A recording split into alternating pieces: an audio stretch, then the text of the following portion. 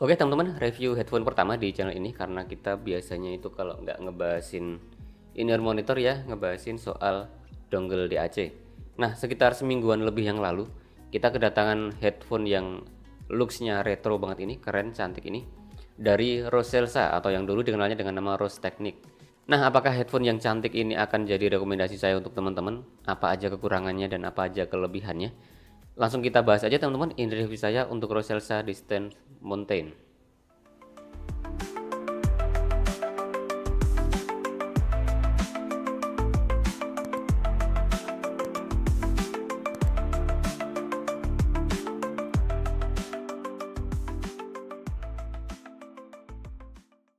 Oke, sebelumnya saya mau sampaikan makasih dulu buat Roselsa yang udah mengirimkan unit Roselsa Distant Mountain ini ke kita untuk direview di channel ini. Ya, sebenarnya ini penamaan yang cukup nyeleneh untuk sebuah headphone yang namanya Distant Mountain. Kalau diartikan dalam bahasa Indonesia mungkin awamnya adalah gunung yang jauh. Ya, yang pertama kita bahas untuk spesifikasinya dulu aja teman-teman. Jadi dia dibekali dengan konfigurasi single dynamic driver ukurannya 40 mm di sini. Untuk produksi suaranya standar aja yang bisa didengarin manusia yaitu 20 Hz sampai 20 kHz atau 20.000 Hz. Untuk sensitivitasnya dia 115 dB dengan impedansi 32 ohm. Ya, kalau dilihat dari spesifikasinya dia bukan headphone yang berat untuk di drive teman-teman ya, tapi kalau mau memaksimalkan ya saya sarankan tetap pakai dongle DAC. Cuman teman-teman emang di sini udah nggak butuh lagi semacam desktop amplifier atau apalah gitu. Bahkan sebenarnya langsung ke HP aja udah cukup, tapi kalau mau maksimal ya tetap ya pakai aja dongle. Untuk koneksinya dia di sini pakai pin MMCX, terus untuk desainnya dia bisa dibilang open back atau semi open back dengan housing yang berlubang kayak gini di sini. Banyak lubangnya kayak gini. Yang nantinya ini akan ngasih efek kesan panggung yang luas, soundstage-nya luas. Dan memang ketika saya dengerin juga soundstage-nya cukup luas. Cuman nanti teman-teman akan mendapati bahwa suaranya akan bocor-bocor kemana-mana. Jadi menurut saya ini kalau dipakai di kantor yang sunyi, yang mungkin teman-teman kalian butuh konsentrasi tinggi gitu, ini nggak akan cocok karena akan cukup mengganggu konsentrasinya teman-teman kalian yang duduk di samping. Karena ketika teman-teman dengerin musik atau dengerin podcast, bahkan dengan volume yang nggak terlalu kencang aja di sini udah cukup bocor-bocor. Jadi ya penggunaannya mending di rumah aja atau ya bisa dipakai di jalan untuk jalan-jalan atau di tempat-tempat yang kira-kira suara bocornya ini nggak akan mengganggu lah. Oke, lanjut ke packagingnya teman-teman. Jadi packagingnya kayak gini. Sebenarnya ini bukan packaging yang besar ya untuk ukuran headphone, ini standar aja. Tapi karena kita kebiasaannya itu adalah unboxing packagingnya IM yang biasanya kecil-kecil. Nah, ketika kita unboxing Distant Mountain ini, headphone ini jadi kelihatan kayak besar. Tapi sebenarnya ini standar aja sih untuk ukuran headphone. Ya kalau teman-teman mau tahu di dalamnya kayak gini. Nah, ini udah rapi banget. Ada kompartmennya sendiri-sendiri, headphone-nya ada di sebelah sini. Nah, ini tempat headphone-nya, terus di sini ada earpads-nya karena kita dikasih dua earpads ya, yang satu earpad yang full foam, yang satu lagi yang modelnya donat yang di tengahnya bolong kayak gitu. Terus di bagian sini, cuman emang ini agak ribet sih. Kita mesti keluarin satu-satu.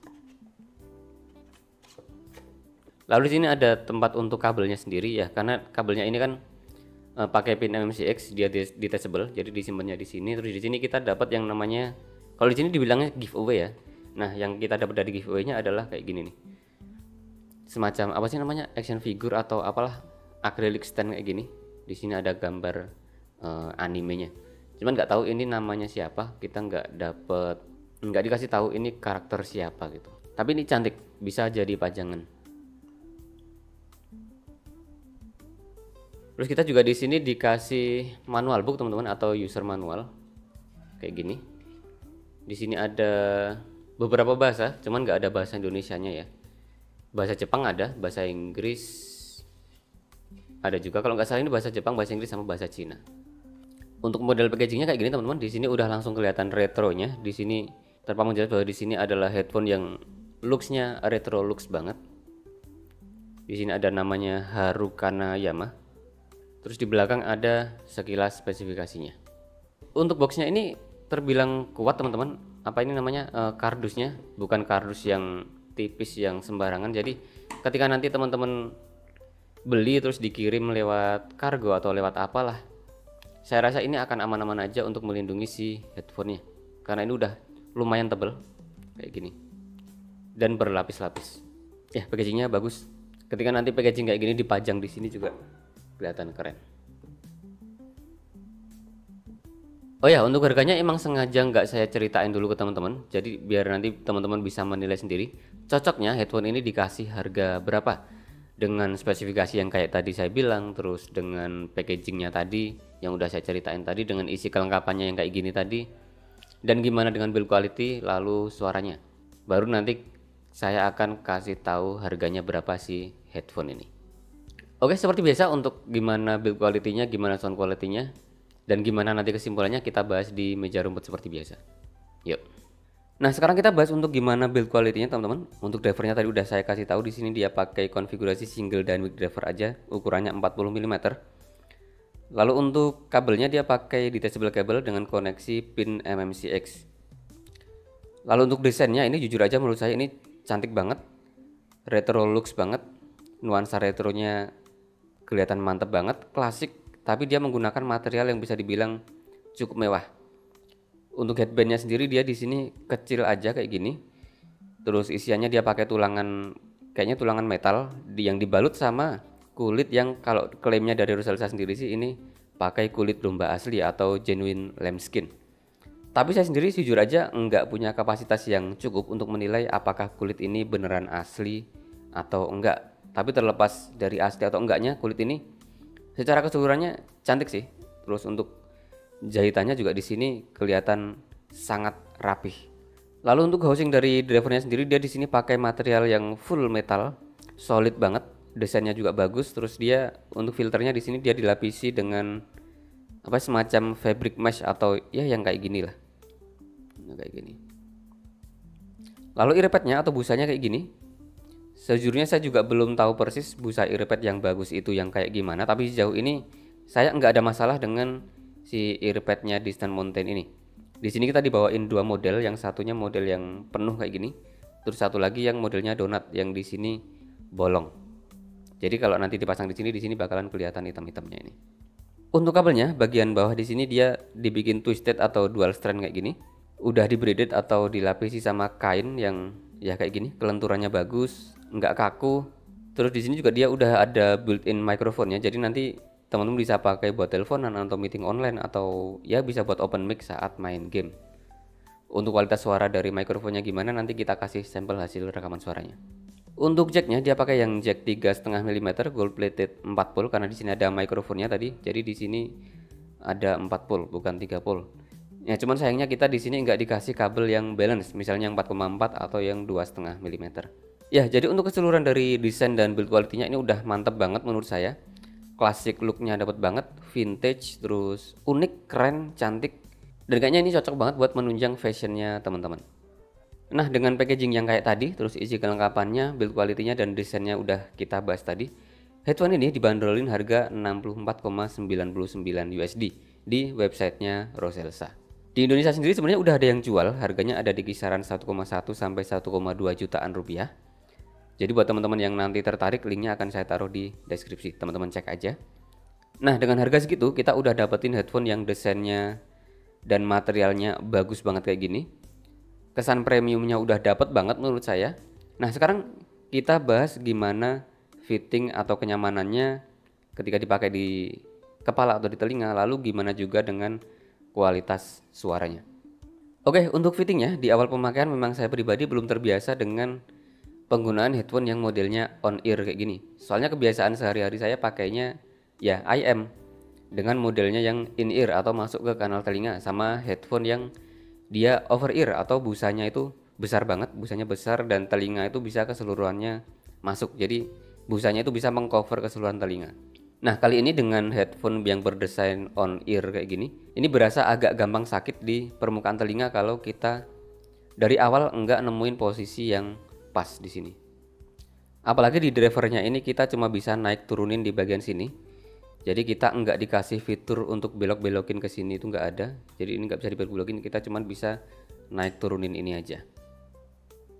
Jadi ya agak butuh effort buat dapetin posisi yang nyaman di telinga. Dan sekalinya udah dapat posisi yang nyaman, dipakainya juga kalau untuk saya sendiri sih nggak bisa lama-lama karena ya daun telinga saya berasa sakit ketika menempel di sini. Kalau di awal-awal sih nggak sakit, cuman nanti agak lama dikit tuh udah mulai sakit.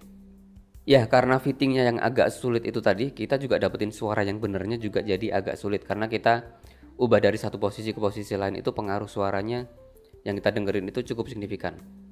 Tapi ya lama kelamaan saya juga jadi terbiasa, terutama untuk menentukan posisi pemakaian yang nyaman. Sekarang udah enggak kesulitan lagi, bisa dapetin fitting yang pas. Kenyamanan di telinganya juga bisa bertahan cukup lama.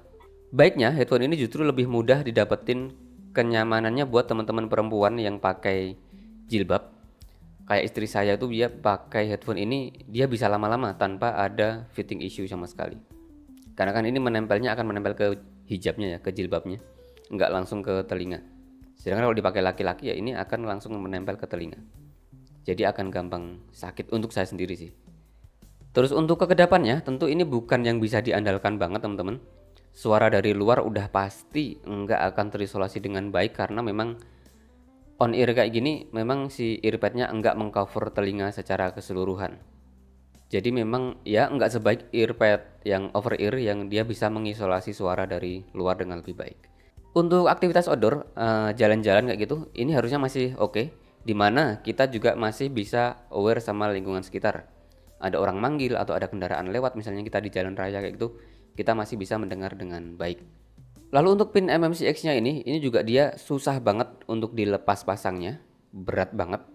Masangnya butuh effort banget, begitu pula untuk melepasnya. Bahkan hampir mustahil kalau teman-teman mau ngelepasin MMCX-nya dengan pegang langsung di pinnya kayak gini. Ini susah banget. Jadi kita mesti pegang di kabelnya yang agak panjang ini, baru kita bisa tarik dengan tenaga yang lumayan. Nah kayak gini, ini baru bisa lepas. Ini juga tentunya ngasih kita kekhawatiran ya teman-teman ya, akan bisa bertahan seberapa lama kabelnya ini kalau kita sering lepas pasang dengan narik kabelnya yang rawan kayak gini, bahkan dengan tenaga yang besar. Nanti khawatirnya di sini ada yang putus atau gimana. Nah kayak gini, untuk masangnya juga ini berat banget. Nah ini baru bisa kepasang. Nah sekarang kita bahas untuk gimana sound quality-nya atau gimana suaranya. Kita mulai dari low atau bass-nya dulu. Headphone ini dia bisa ngasih kita sajian bass yang secara kuantitasnya ternyata cukup besar teman-teman, untuk sebuah headphone yang pakai model on ear kayak gini. Terutama untuk di bagian mid bass-nya, kalau teman-teman berhasil nemuin posisi pemakaian yang pas, dimana drivernya ini bisa tepat di depan telinga. Nah ini bisa banyak suara yang masuk ke telinga tanpa terhalang daun telinga atau pipi bagian atas.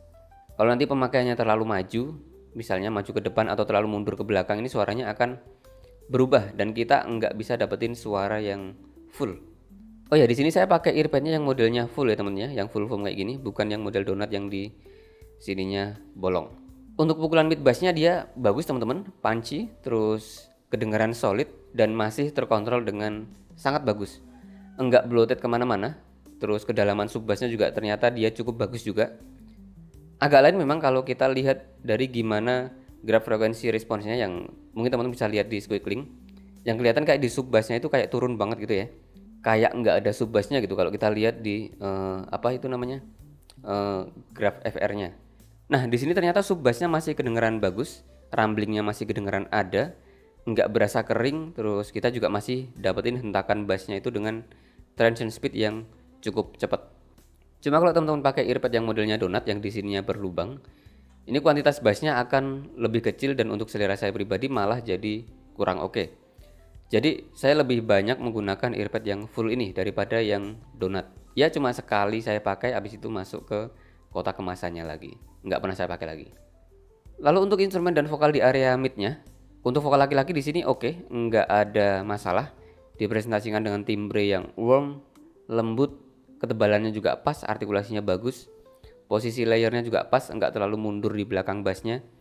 Cuma sayangnya di sini di nada-nada vokal atas dan di vokal perempuan di bagian upper midnya, di sini berasa terlalu maju dan bikin gampang capek untuk didengerin.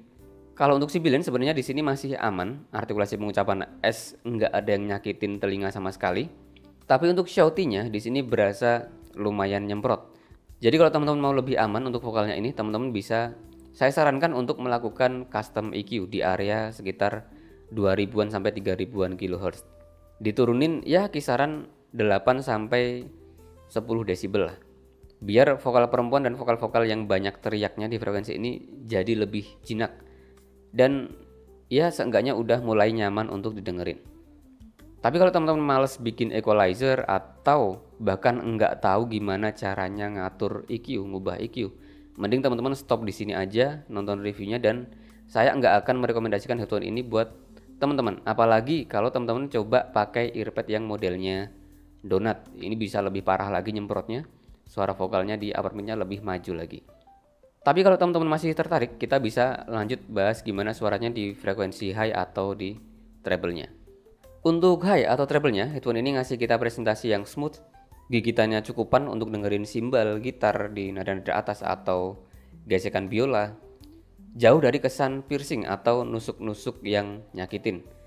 Sparkling-sparklingnya masih bisa kita dengerin tipis-tipis, masih airy juga terus. Jadi secara overall untuk treble-nya ini dia nggak berasa buntung yang gimana-gimana. Intinya sih ini treble yang masih sangat aman dan nyaman untuk all-rounder. Nah, secara overall telingannya, headphone ini masih ngasih kita warna suara yang warm, walaupun dengan vokal yang berasa cukup maju, terutama di vokal perempuannya. Dengan treble yang smooth dan presentasi bass yang jauh dari kata kering maupun bloated. Dari sisi tuningannya mungkin udah bisa langsung disimpulkan ya, kalau memang headphone ini masih bisa oke, dan bahkan menurut saya ini masih layak untuk direkomendasikan ke teman-teman yang ngerti gimana caranya custom EQ dan memang enggak males untuk bikin EQ. Tapi kalau teman-teman males bikin EQ apalagi enggak ngerti caranya custom EQ, ya teman-teman bisa cari referensi headphone yang lainnya aja, jangan yang ini. Nah, sekarang kita bahas gimana dari sisi teknikalitasnya. Untuk sound stagingnya, headphone ini dia punya presentasi nuansa panggung yang cukup lebar, luas dengan separasi instrumen yang bagus. Kepisah-pisahnya cukup jelas. Untuk positioning instrumennya juga masih baik. Gambaran placement instrumennya masih mudah dianalisa. Cuma memang untuk hal resolusinya ini kedengeran biasa aja. Detailnya cukupan, clarity-nya juga cukupan, tapi juga nggak bisa yang dibilang butek gimana-gimana. Ya masih sangat cukup lah untuk dengerin musik secara kasual. Bukan untuk teman-teman yang pengen dengerin musik secara analitikal. Desain open back dan juga model earpadnya yang on ear ini bikin kita dapetin suara atau kesan panggung yang luas, lebar, nggak berasa sumpek. Untuk height atau imaging ke atasnya itu berasa cukup tinggi, cukup bagus. Sedangkan untuk depth atau kedalaman jauh dekatnya suara ini berasa cukupan aja. Tes 1 2 3, ini adalah hasil rekaman suara dari mikrofon yang ada di headphone Roselsa Distant Mountain. Tes 1 2 3, ini adalah hasil rekaman suara dari mikrofon yang ada di headphone Roselsa Distant Mountain. Ya, menurut saya teman-teman ini rekaman suaranya udah bagus, suaranya warm, tebel, noise-nya juga bersih, artikulasinya juga jelas. Jadi untuk kebutuhan Zoom meeting, untuk kebutuhan teleponan, atau bahkan untuk kebutuhan ngegame atau buat teman-teman yang suka karaoke pakai aplikasi Smule atau semacamnya kayak gitu, harusnya ini udah sangat-sangat mumpuni. Ya, ini bisa jadi salah satu mikrofon untuk headphone yang bisa saya rekomendasikan ke teman-teman yang punya aktivitas seperti yang saya sebutkan tadi. Dan perlu saya sampaikan juga ke teman-teman, kalau teman-teman pakai mikrofon, nah ini batang mikrofonnya jangan terlalu dekat sama mulut. Kalau dekat sama mulut hasilnya nanti akan ada suara letupan-letupan angin yang masuk ke rekaman suara kayak gini. Biasanya suaranya bek kayak gitu. Nah, jadi mending agak dijauhkan sedikit kayak gini juga. Ini udah maksudnya suara yang masuk ke mikrofon udah bagus. Jadi nggak perlu terlalu dekat kayak gini. Bisa agak jauhkan sedikit kayak gini. Atau mungkin digantung kayak gini. Teman-teman kalau pengen dengar suaranya. Tes 1 2 3, ini adalah hasil rekaman suara dari mikrofon yang ada di headphone Roselsa Distant Mountain. Tes 1 2 3, tes 1 2 3. Nah, kesimpulan saya untuk headphone ini, Roselsa Distant Mountain ini, tentu saja ini rekomendasi utama saya adalah untuk teman-teman yang memang cari headphone atau butuh headphone itu bukan yang hanya sekedar buat didengerin suaranya aja, tapi juga ada di situ ada kebutuhan dari aspek fashionnya. Jujur aja headphone ini untuk saya benar-benar bisa memanjakan mata banget dari sisi desainnya dan build quality-nya yang ya cantik banget ini. Yang kedua, headphone ini masih bisa saya rekomendasikan buat teman-teman yang selain butuh untuk fashion tapi juga pengen dengerin musik dengan kualitas yang bagus. Tapi ya ini ada tapinya, dan ini tapinya betul-betul tapi yang perlu teman-teman perhatikan banget. Pastikan teman-teman tahu caranya gimana ngatur equalizer di media playernya teman-teman, baik itu di HP, di DAP atau di PC atau di laptop atau apapun lah source yang teman-teman pakai buat dengerin musik, dan teman-teman enggak males untuk melakukan EQ itu. Kalau teman-teman punya kriteria yang saya sebutkan barusan, ya menurut saya ini teman-teman masih akan aman dengan headphone ini, yang sebenarnya cuma di satu area aja sih ini yang perlu di EQ, yaitu di antara frekuensi 2000 kHz sampai 3000 kHz. Udah itu aja teman-teman, coba turunin aja di antara 6 desibel sampai 10 desibel. Kalau di saya sih ini udah cukup. Lalu yang ketiga tentu saja soal fitting atau kecocokan atau kenyamanan di telinga. Buat saya pribadi kalau misalnya disuruh memilih ya, saya masih tetap akan lebih suka desain yang headphone yang berdesain over ear atau bahkan in ear monitor aja sekalian, ketimbang headphone yang modelnya on ear kayak gini. Tapi kalau teman-teman merasa enggak bakal ada masalah dengan model on ear-nya ini, ya teman-teman masih bisa oke dengan Roselsa Distant Mountain ini. Kalau teman-teman udah ngerasa kayaknya kurang nyaman deh, ya udah, kalau lihat bentuknya udah merasa kayak gitu, ya udah cari yang lain aja. Oke, itu ya teman-teman ya. Kalau tertarik mau cobain sendiri, link pembelian saya taruh di deskripsi. Like kalau teman-teman suka pembahasan headphone kali ini. Komen di bawah aja kalau teman-teman mau ada pandangan lain atau ada yang mau ditanyain. Terus teman-teman yang belum subscribe silahkan subscribe aja biar nanti kita ketemu lagi di review-review selanjutnya, kita bisa diskusi lagi. Oke, assalamualaikum.